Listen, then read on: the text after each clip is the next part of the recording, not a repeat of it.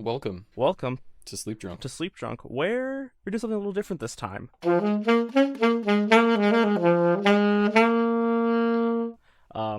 So for the next next episodes, this is episode 22, and then the episode after this, we're going to be doing our host special series, where each of us, me and Alex, have basically one, we'll call it extended segment to talk about whatever we want to.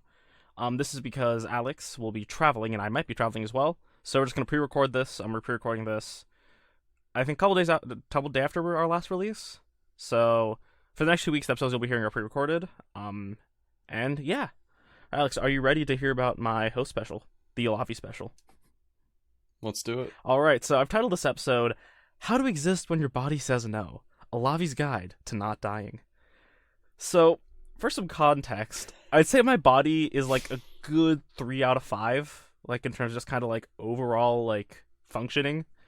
Throughout my life I've had a lot of medical issues, and so I thought nothing like super life threatening, like not like cancer or anything, but I thought I'd take some time to, I guess, just give some advice to all of you listeners out there, and just kind of like generally, go over what I've been through. And this is also kind of convenient because I'll be having my wisdom teeth pulled at the end of this week, so that's going to be fun. Although it's a place I've been before. So, I guess I'll go chronologically in terms of my issues, I guess, for this recounting phase. So, when I want to say between, like, around 6-ish, I walked mostly on my toes, like, just generally. And this was because when I walked on my feet normally, they hurt a lot because I had really, really flat feet. So being flat-footed, for those who don't know, is when your foot doesn't have an arch. Like if you look at your foot, assuming you're not flat-footed, you'll notice like you'll have your heel, and there'll be like an arch, and then like the balls of your feet. And so when you don't have those, they can lead to a lot of issues. It can be quite painful.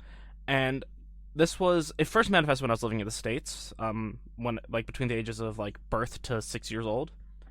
And we went to see, I think first we saw just my pediatrician. My pediatrician was like, "Oh, these are just growth pains." They weren't growth pains. And so my pediatrician kept saying that for like a couple of years, and we decided to go see a specialist. So we went to a podiatrist. Shout out to my podiatrist.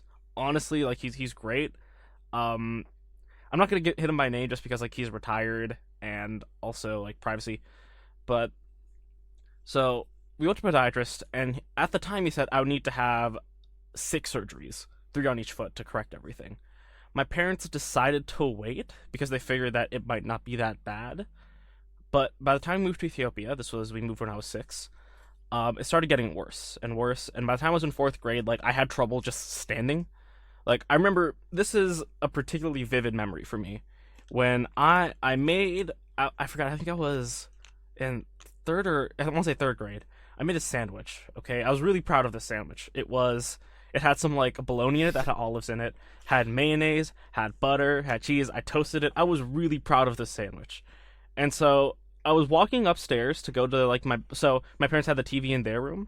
And so I was going up the stairs, and then up the way our house was situated, it was a pretty big house, honestly, because, I mean, Ethiopia houses weren't that expensive, and we were renting. But there was, like, this, like, open area, and then, like, 2 steps to go up to their bedroom. So I'm going up the steps, and I fell. I lost my balance, and I fell. And I saw my sandwich splay out across the ground. Like, it separated, and the individual slices were on the ground. So dramatic. And I was so sad. Because I loved that. I was looking forward to that sandwich.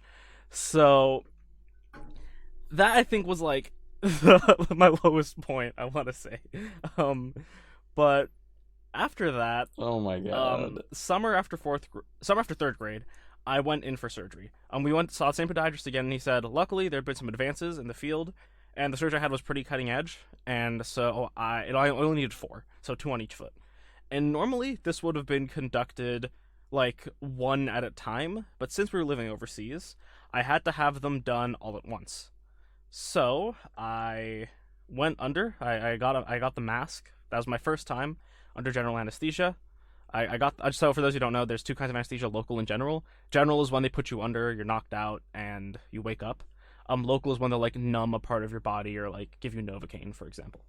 So I went under, I came out, and the weird thing is, I remember that when I came out, goldfish tasted really salty. Like, I had some goldfish. They were really salty because I think the anesthesia messes with like the way you taste things. So I just remember those I woke up sort of I was coming to, because like what happens is that after you come up, it's like, at least for the kind of general I had, it like you wake up a little bit, but your whole body's still kind of under, and so it takes time for your whole body to get booted back up. And so I remember, like, as I woke up, my mom was there and she gave me some goldfish, and they were really, really salty. I don't know why. Which is why I think they give you like milk and stuff when you come up at first, because like I'm guessing it probably makes you more sensitive or something. But so I came up, and then I spent the night in the hospital while they're just making sure, monitoring me, getting me fully off anesthesia, make sure I could eat properly, because it also suppresses your appetite. And so I was on an IV, and because I wasn't hungry at all, I wasn't refusing food, but like I just didn't want to eat, and so they're waiting for my appetite to come back, so they kept me on an IV. So I spent the night in the hospital and came back the next day in a wheelchair. So I spent basically that entire summer in a wheelchair. Towards the end, I got crutches. I spent a lot of time crawling. I got very proficient in crawling because, like, when I'm in my house, right, I gotta get around, and I can't walk. I was too as a baby. Well, here's the thing. It's like, it was kind of like being a baby again, if I'm being honest, because I had to relearn how to walk. And may I just say, props to all you fucking babies. Like, learning how to walk is so hard. It's Are so you on hard. something? Getting on here, props to all you babies. It's true though. Learning how to walk is really hard. Like, that takes resilience. So I think I spent a lot of like that summer like just crawling around my house because I wanted to get around, but I couldn't walk, so I had to crawl as the next best option. But so after I moved back to Ethiopia, I was on crutches at that point, so I could walk with my crutches. And the way they were set up, it wasn't like the regular way we have one foot up. I just kind of used them as an extra set of legs to put weight on. So I could put weight on my feet, just very, very little. Like, I'd lose my balance, so I just used those to like help with my balance. And so I was on crutches. I went through physiotherapy, learned how to walk. It's awful. Just learning how to walk is terrible. Once again, shout out to all you babies. It's genuinely hard. But so I went through physio for that. I came out. But after that, I became a lot less athletic, just because I think I spent that long period of time and my leg muscles probably atrophied a bunch. And I was just never as, like, active before. I used to run a lot when I was a kid, apparently. Like, I could have, like, actually run. But I kind of stopped because I had to learn how to walk again and all that stuff. So... yeah, it's generally not good. Yeah. For your running skill when you have to learn how to walk again. Yes, because it's impossible to run before you walk. Like, people say don't run before you walk. In a literal sense, it's impossible. But it's actually an interesting story related to that. I remember the first time I guess walked... the proverbial saying is just don't try it. Yeah, exactly. Don't try it. But interesting story relating to, like, my recovery. I remember the first time I walked without my crutches, like, just by myself. I walked up the stairs... and I walked to my mom's. This was weird. I was like taking like really one step at a time, like just lurching forward. I was like, "Mom, look, I walked up without my crutches." And she was watching a movie. She's like, "Oh yeah, that's nice. It's fine," because she didn't actually notice it. And so I just kind of like sadly walked back and got my crutches. I might have crawled back, but yeah, that was cold. So I think that's one saga. I'll come back. There's more to that later, because also what happened... so the actual surgery... what a shame. I did mention, but what I had was I had 2 titanium implants put into, like, my ankles, basically. And what they were doing is they were correcting bone growth that was forcing me to walk on my toes. So they were, like, pushing the bones back to where they had to be. And I had my Achilles tendon, like my ACL. It's a tendon which lets you walk. It's, like, runs along the back of your leg. I had those cut and stretched. I'm not sure what they did... but the point is, I have a bunch of, like, scars along the back of my leg where they had stitches. But, so I had those cut and stretched. And so, later on in my life, I had those implants removed, but I'll get to that later. So that's that first set of medical issues. The next one, actually, no, I'll go for my allergies first. So I also have a lot of allergies. Like, a lot. I have, asthma, for me, which manifests as asthmatic bronchitis. I'm allergic to all grasses, all trees, half of all mold, animal dander, except for horses. I OAS, which is something called oral allergy syndrome. It's when you eat something and it makes your mouth feel all really bad and tingly and can be dangerous. For raw cherries, carrots, and a bunch of other stuff. I have eczema. So dealing with all that is fun. I think last summer, I met with my allergist, and this was a new one, and so she ran a bunch of tests that my other allergist didn't run. She was like, "Oh, your life is suffering," and I didn't even realize. Like, my asthma didn't manifest until I moved to New Delhi, where like the pollution caused it to manifest. So like asthmatic bronchitis is basically like bronchitis, you cough a lot, but it's caused by asthma. So when I moved to Delhi, that manifested then. So I'm on a bunch of stuff. I take Zyrtec, Flonase. I have Visine in the spring, and allergy shots, which I have to restart. Allergy shots, for those who don't know, it's immunotherapy. So they basically inject a very dilute form of your allergen into you, and it makes your body get used to it. So look at all of that, and the eczema. Have you noticed any progress from that, or like? I think I have. This last allergy season wasn't that bad. Like it was bad, but it wasn't awful. And what kinds of allergens do they do that for? Just basically everything. As long as it's not like life-threatening, even like food peanuts. allergens. Like they won't do it for something that has a high chance of anaphylaxia, but for things like seasonal allergies and pet dander, they'll do it. Huh. Like they won't like inject you with peanut, but it's not to my knowledge. Are you allergic to peanuts? I'm not. That's one of the few things I'm not allergic to. I'm also not allergic to penicillin. Okay. No, I am allergic to penicillin. Not allergic to. I don't have any like severe nut allergies. Like I'm technically allergic to walnuts, but that's just because I'm allergic to oak trees and they're related, and so like it can make me a little itchy. And I used to have issues with cashews, but I don't anymore. But so my allergy shots, they're for like all of my seasonal and like environmental allergies. And so those have been working out well. I haven't been super consistent with them just because I have to travel a lot. Like so I had them all throughout fall. I traveled to India for months, so that set me back a fair bit. And I had that through the last semester, and then now I've stopped them because I traveled, so I have to restart them soon. But the shots, they've been working pretty well. They take time. Like, the full effect takes, like, a year or 2 years. Like, an allergy shot regimen takes a long time to get done. I think a friend of mine had them, and for him it took 3 years before they finished the regimen.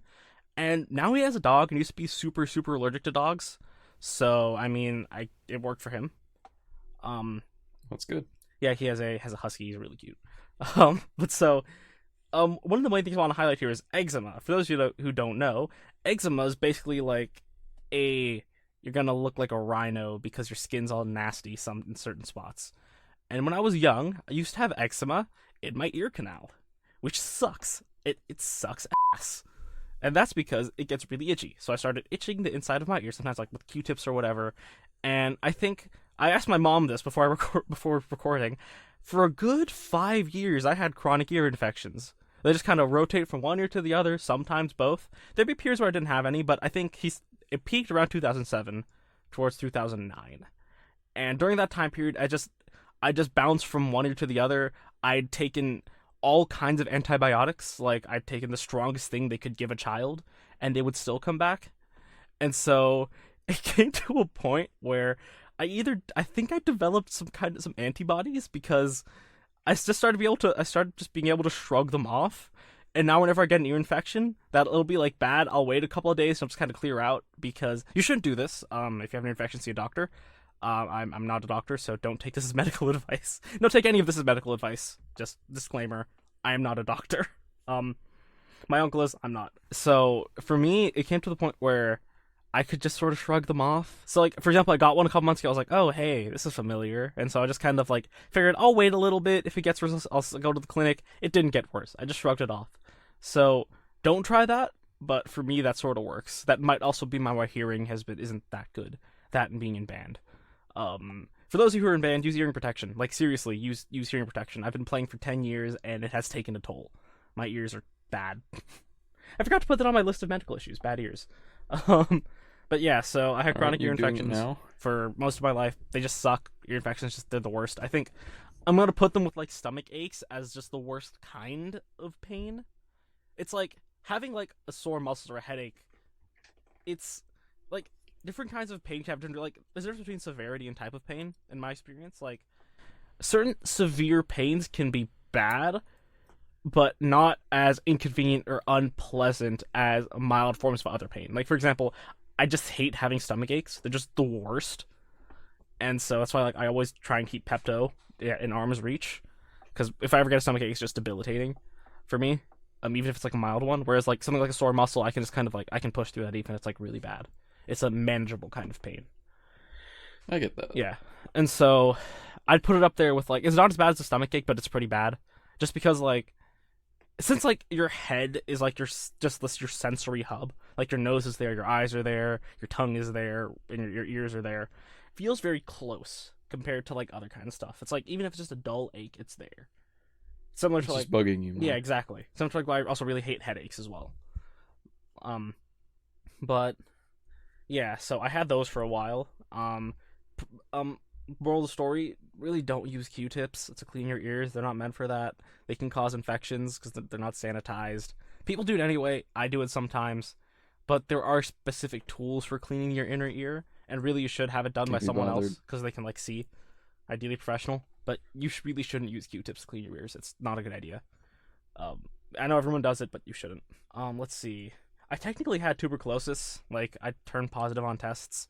When I was, I think, when I turned 7 or 8, I got to go to the hospital. That was fun. No, so I had a form of TB when I was younger. So like now I have to carry like a document. So here's the thing. So like for those who don't know, when you like enter colleges and schools, you have to go through a bunch of medical tests. One of those is a test for tuberculosis because tuberculosis is dangerous and highly contagious.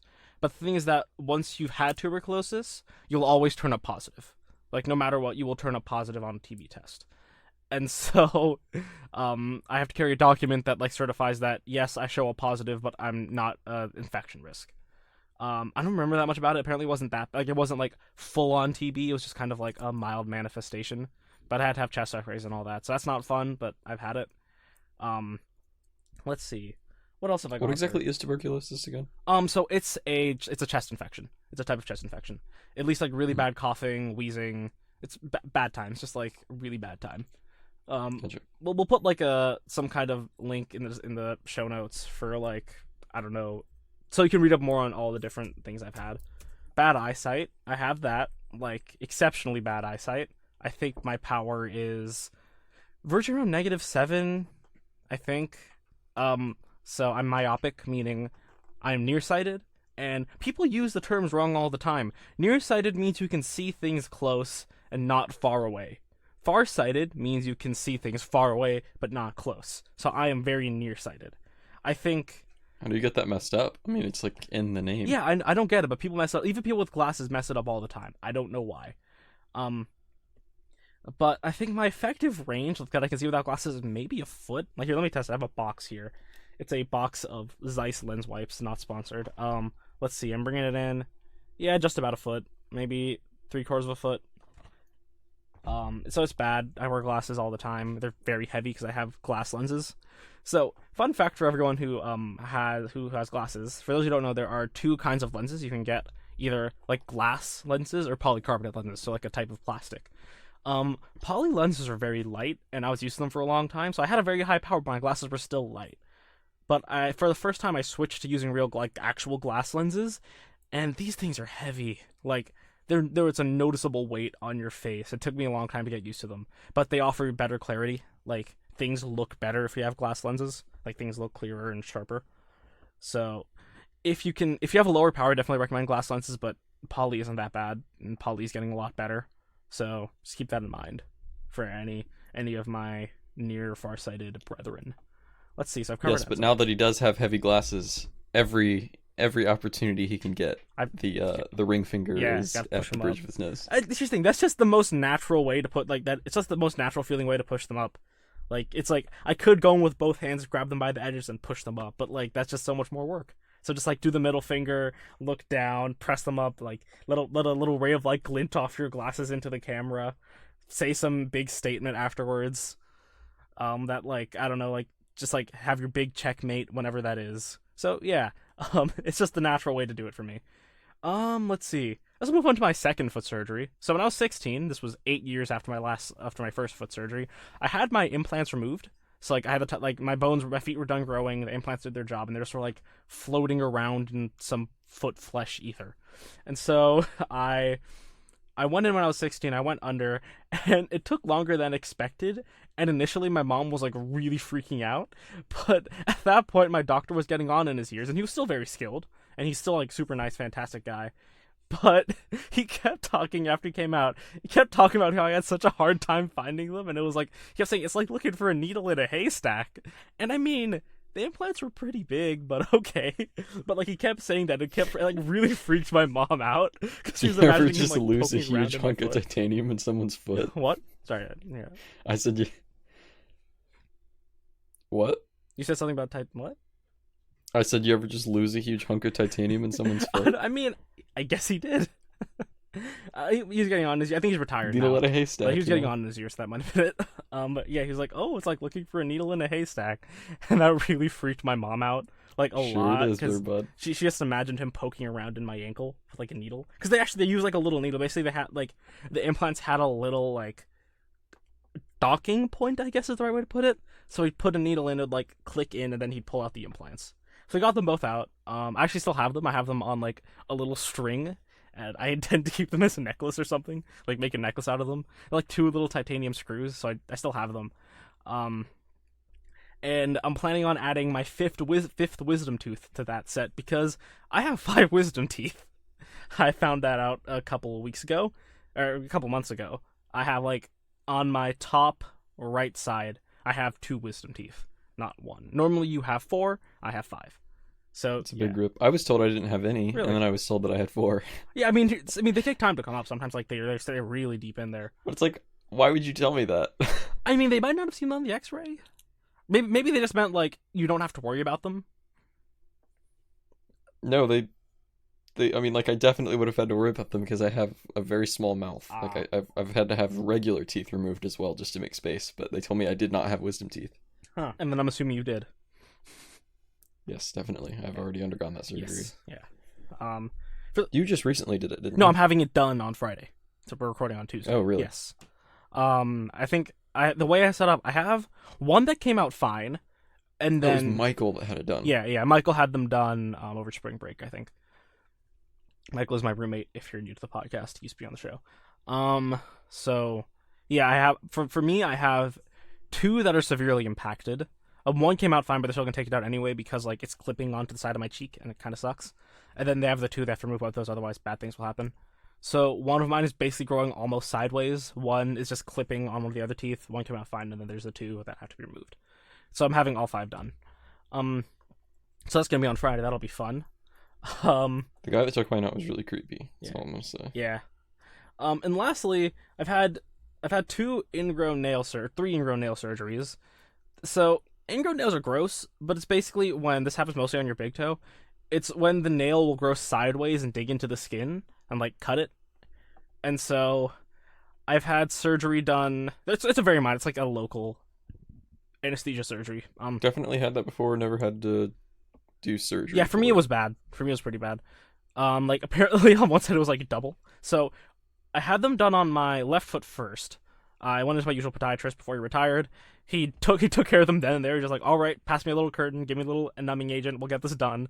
So I had that was pretty quick. And then I had the other one done in India by an orthopedic surgeon who was pretty well renowned, but it was so painful that like the most painful part was putting in the damn anesthesia. Like instead of using a local numbing agent and then instead of like using local numbing and then injecting the anesthesia, they injected it outright. And the muscles in that part of your foot are very tight. And so forcing liquid into a very tight bundle of muscles causes them to move in ways they don't like to move, which hurts a lot. And so that was the most painful part, was getting the anesthesia put in. So then the first time they tried to cut out just the side of it, and it healed okay, but it grew back in. And so over winter break, he's just like, all right, we're just going to get rid of the whole damn thing and then let it fully grow back. And so I only have 9 toenails. And my one foot looks really weird, so I like to wear socks. Yeah. That was over winter break? Yeah, that was over winter break. I guess I just never saw your foot all last semester. I mean, people just generally don't pay attention to other people's feet. Like, I mean, I feel like that's something I would notice. I don't notice a lot of things, but I feel like that's something that I would notice. I'd be like, yo, he don't have a toenail. I mean, it looks like I do. Like, well, so what happens is that the actual nail bed dries out, and from a distance it looks like a normal. So you have to look closely to see, oh, hey, there's nothing there. And it's going to grow back eventually. It's just going to take some time. It's starting to grow back. So hopefully I won't have to have another. I don't know. If it's anything like Ryan's ordeal, then it's noticeable.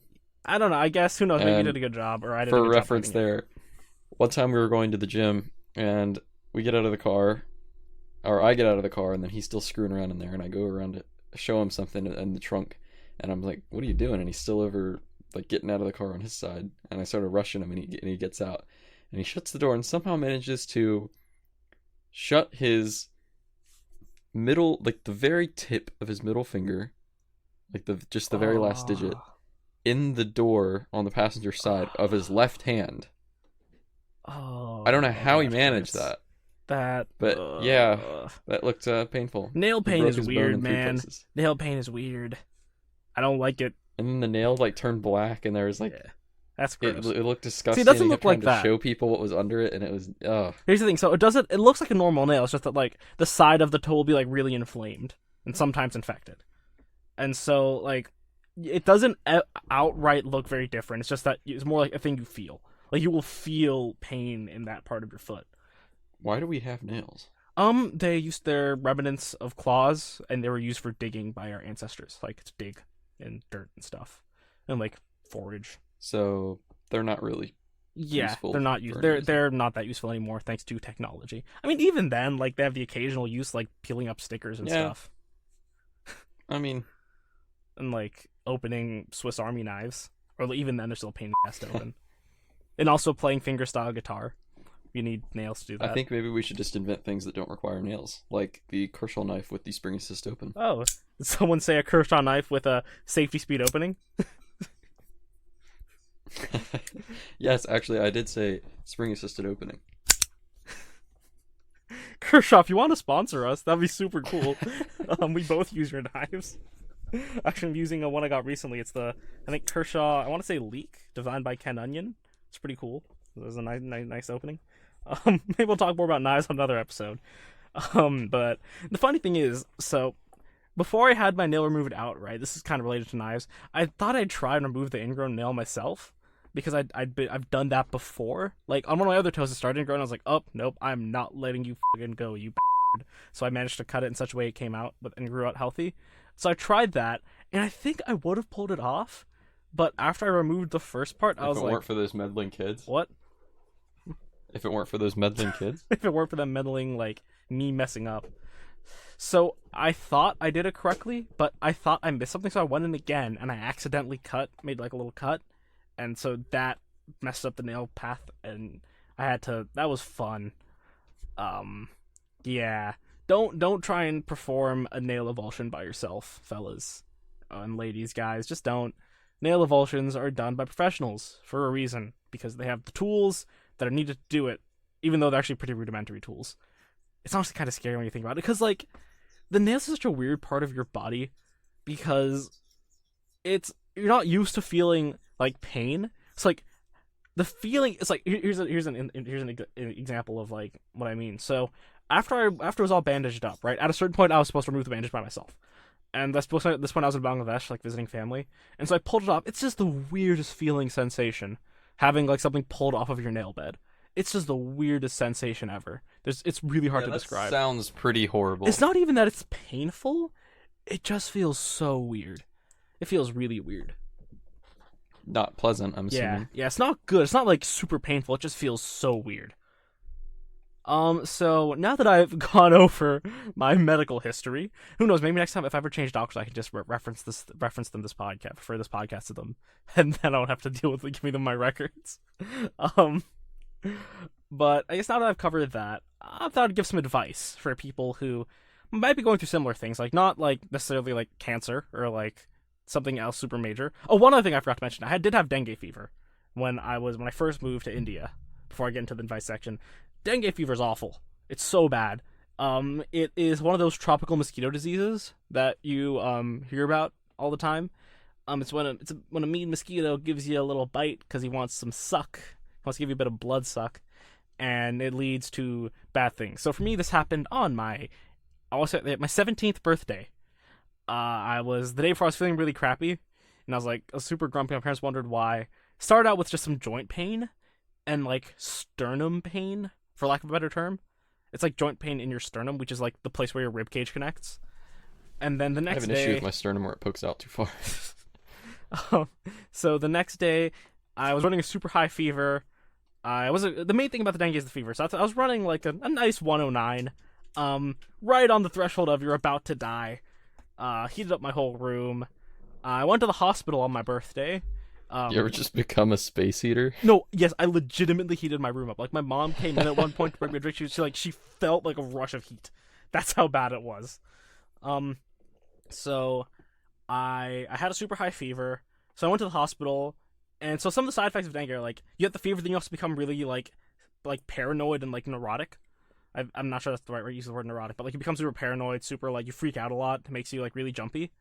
And so I went to the hospital. They put an IV in me, and I was like freaking out the entire time they're putting in the IV. And then it slowly calmed me down, like it was like a hit of heroin or something. Like it's just like, oh, okay, I'm good. I'm good. So you're like doing some D tier drugs, Yep. you know? I was doing no, heroin's F tier. Heroin is F tier. No, but like meth paranoia. Yeah, well, yeah, it was kind of like meth paranoia. So it's like use the F tier to reduce the D tier. You know, bring the D tier down. It's a common thing. If you want to know what we're talking about, just listen to episode 21 of Sleep Drunk. Link in the old show notes. At one point, I had some really bad vomiting. Like, I vomited on my mom, and apparently at one point, I don't remember this, but I just kind of became like a zombie. So my mom came in at one point to check on me at night. I just kind of like was standing up, and I had my hands out, like imagine like having all your fingers together, kind of like you're trying to do like a hand puppet. And I was like opening them and closing them and just saying work and school a bunch, and my mom couldn't get me to do anything, and it freaked her out a lot. I don't remember it, probably because I was a zombie for a little bit. That's fun. And medication wise, you can basically just like take Tylenol. There's no actual like direct medication for dengue. Just sort of take Tylenol and hope and pray. One point I think I hallucinated a giant mosquito. Had my AC on a lot. Sounds like an absolute blast. I was scared of taking showers for a bit. Yeah, like I wanted to take hot showers even though I really needed to take a cold shower, so I was like scared of showers. I wanted to stay warm even though I was burning up, which is just a fever thing. Got through that. I missed a lab in my bio class, but my teacher was super cool and just kind of like let me pass on it because I had dengue. Yeah, that's dengue. Not fun. Not much you can do about it. Use mosquito repellent or mosquito patches. They're all great. If you're in the tropics, use AC if you can. AC makes mosquitoes feel bad. Cover standing water or just don't have standing water. Like don't leave a glass of water out, and like cover your toilet bowls. Just don't deal with standing water because mosquitoes breed in standing water. People don't realize this. If you live in a mosquito-prone area, cover your standing water. Water should either be moving or not there. Yeah, I really wish we'd do something about our bird bath, but my parents refuse. Oof. I think they do have like treatments for the water, but I'm not sure if they're bird safe. Probably look into that. Yeah, that would kind of defeat the purpose. Yeah. I'd look into that if I were you. You're trying to have a yard filled with dead wrens and cardinals. Oh yeah, actually wrens are great. I had a bunch of wrens in my area. We had a lot of starlings too. Wrens are loud. They are loud. Wrens are really loud. Yeah. Also, blue jays are assholes. Blue jays are absolute Yes, they assholes. are. I watched some cardinals bully a blue jay the other day, and it was really, really fun to watch. That's satisfying. So bird injuries aside, I think now is the point where I think I'll just give some advice before we wrap up this segment. I'll just go point by point. So I'll start with the foot surgery. Whenever you go under general anesthesia, just relax, honestly. Like, it's a very nerve-wracking environment, but 9 times out of 10, really 9.9 times out of 10, you'll come out fine. Like, general anesthesia, for the first time, it's a very weird experience. And in a way, I'm lucky I had it young, because it's something that I was able to adapt to quickly, because young people just have higher neuroplasticity, they can adapt to things faster. Yeah, you just gotta improvise, adapt, and overcome. Improvise, adapt, overcome. Drink piss. Don't drink piss. It's not good for you. Really isn't good for you. But or do. I mean, yeah. If you gotta do, you gotta do. Based on some people into that. If you're into that, just be safe. I mean, make sure it's fresh, because fresh pee is sterile. Like get the pee from the dispenser, the body dispenser, into some vessel that is sanitary. Otherwise, you're good. Just like don't put it in like a snakeskin or something like Bear Grylls did. No joke. I saw an episode of him in the desert. He peed in an old snakeskin, like a shedded snakeskin, and drank it. It's pretty Bear Grylls thing to do. Very Bear Grylls things to do. I feel like he actually has no idea, and then somehow he's just managed to like He used to stay I alive. think he used to be a But Marine, he just though. actually has no clue what he's doing, and he just acts like he does. It very well might be. I mean, like, a lot of his stuff is just, like, staged. Like, he just kind of, like, will go to a hotel afterwards. Well, I mean, that aside, I feel like he just actually doesn't know what he's doing. We should ask him on the show. Bear Grylls, if you want to come on the show, you can get in contact with us at business@sleepdrunk.net. And we'll get back to you, Bear Grylls, if you're listening to the show. We'd love to have you on. If you know Bear Grylls, let him know. You can tell him to, or tweet us at SleepDrunkPC. Yeah, Bear Grylls, get in touch. So, What's the other word for libel? slander I feel is like we rape. might have some issues. With No. It's slander. Libel is So rape. this is libel. Yeah, no, this is slander. No, yeah, Libel is slander. rape. Slander. Yeah, that's what I was thinking. Yeah, this is slander. We are slandering Bear Grylls. But anyway, so yeah, general anesthesia. That's what we're talking about. Just be relaxed. Like, it's fine. You'll be good. Recovery wise, be patient too. Like, don't try and push your body past where it is, like, to where it can go. Because especially when you're healing, if you push past your limit, it'll only extend the amount of time you'll spend in recovery. It's better if you rest, take it easy. Very true. Rest, ice, compression, elevation. That's like the first aid mantra for like any injury. Just like take it slow. I know it's very tempting to, like, oh, I want to go back to like doing my things. I want to go back to running and like all that stuff. You'll be much better if you just let it heal by itself. Do the therapy you have to do and take it easy. Like, I see so many people, especially athletes, they'll get like tear a muscle or something like that, and they'll just make it so much worse by stressing it. In fact, actually, I think a good friend of mine who used to row now has chronic back pain because he didn't rest properly. Because rowing's intense. For ear infections, like I said before, don't use Q-tips to clean your ears. Or if you have to, don't do it that often, and be very careful. Be very gentle. If you can, use an ear cleaning tool, because those are designed for that, and also sanitize it before you use it. And just be careful, because your ears are very sensitive organs. They're very delicate. Like, you can rupture your eardrum and just go deaf for a while. That happened to my brother. He ruptured his left eardrum, and was half deaf for like 3 weeks. So yeah, just be very careful with your ears. I've seen that happen before. Yeah. I said I've seen that happen before. I had a friend in. Well, I mean, I still know the guy, but I had a friend in junior high that did that to himself and was deaf for like 6 weeks. Yeah. Or half deaf. It's not a good time. Can't give much TB advice, I barely remember it, but like, just kind of don't get TB. Yeah, stay away from the TB infection sources. Yeah, be careful. Allergies. Know your triggers. Know what causes things to go out.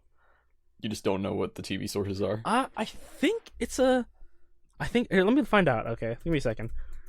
Tuberculosis. Okay, let's see what causes TB. That may affect your lungs, the bacteria. So it's a bacterial infection that is usually through cough. So apparently you can get TB from other people. Like, someone will cough you with some TB and you'll get it.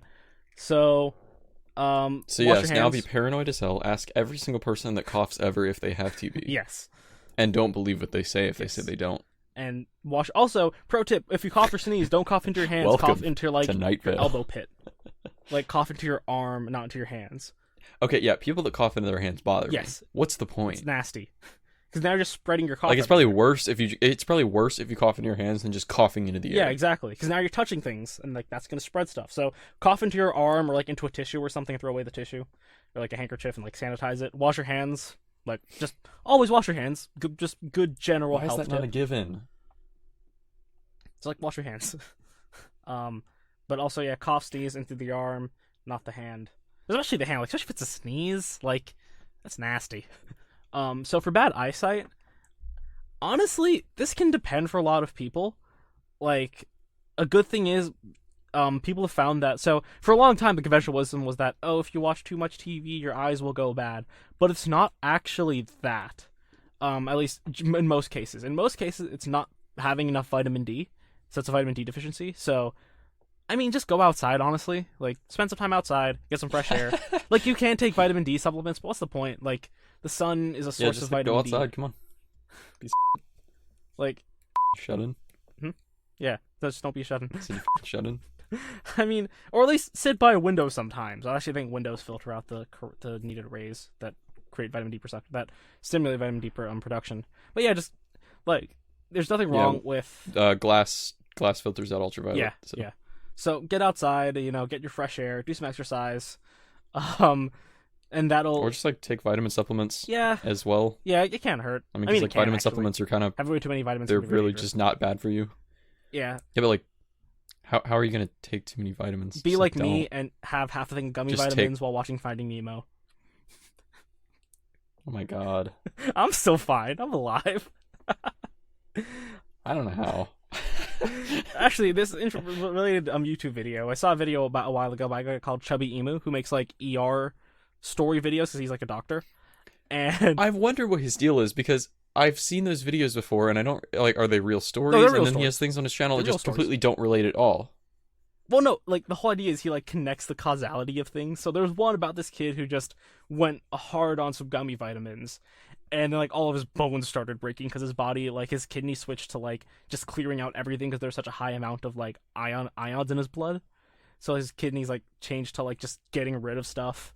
And also one of the so I think it created a calcium deficiency, which is interesting because I think one of the vitamins in large quantities like binds to calcium, prevents it from being like taken in by the body. We'll link it in the show notes. Okay, that's interesting. Yeah. So it's really interesting. I recommend Chubby Emu in general. So take supplements if you can. Although just get outside, like just half an hour a day. It's not bad, and that can help prevent it. Once you have glasses, keep them clean. Like I see some people with just grimy ass glasses. It makes me mad. Okay, Ryan always does that, and I don't understand how you're okay with that. Yeah, I don't either. I keep lens wipes with me. If my sunglasses have a speck on them, I'm like, that's gotta go. Yeah. And then I whip out the chamois. My glasses are that's too on dirty me at right all now, times. and like I think by most standards they're pretty clean. But you can keep lens wipes with you, or just lens cleaning fluid. Keep them clean, keep them nice, and that can also help. Or just like the little microfiber chamois that come with every Yeah, pair of exactly. glasses ever. Yeah, just like I like to keep actual physical wipes. I find they clean better for me. Or if you're wearing cotton shirts, then that. Yeah. So keep your glasses clean. And when you can, take them off. Like, for example, if you're reading something that is within your reading distance, like let's say I'm reading a book and it's right up in my face, I take my glasses off. So like you should take your glasses off. When because you're straining your eyes to fight the correction. Yeah. So when things are super close, try, especially for like an extended amount of time, like if you're working on a paper. Really, just avoid eye strain. Yeah, exactly. Avoid eye strain. Set your devices to and avoid rubbing your eyes because then you can give yourself floaters. Yes. Also, if you can, if your device supports it, enable like night mode, which like filters. That's just more for your sleep cycle. But it's also good for your eyes. So like enable it. What it does, it filters out most of the blue light, because blue light keeps you awake, and I think strain dries as well for long periods of time. So if your device supports eye strain is weird. It really does suck. I was like convinced that I had bad eyesight for all of last semester until this summer, where my mom just kind of like proved to me that it was just eye strain from my computer and phone. Yeah. So if you have it, I highly recommend using a night mode. So lastly, I'll talk. And also keep your brightness at an acceptable level. Yeah, don't keep it too low to where you're straining your eyes to see it, but don't keep it too high, like Brie. And that way you're not just killing them rods. Yeah. Like I think gotta keep them rods safe. I keep mine at around half brightness for all my devices, unless like I'm outside or something. Like for general daytime use, I'm at half brightness. I used to always keep adaptive off and then just constantly update my brightness, but I recently just noticed in the settings that adaptive brightness has a learning procedure. Yeah, it does. Which I never knew about.